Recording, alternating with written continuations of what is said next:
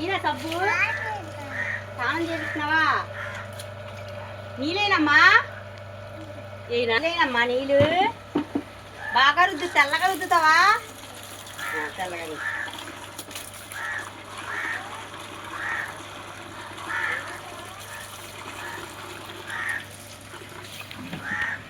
ఏం చేస్తున్నావు అమ్మా? నానమ్మా ఎవరికి? బొమ్మకా? పాపకా? పాపకు చూపిస్తున్నావా?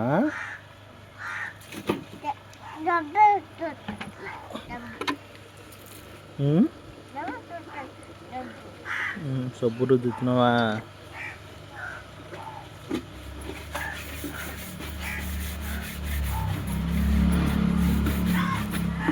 ఇటు చూడు.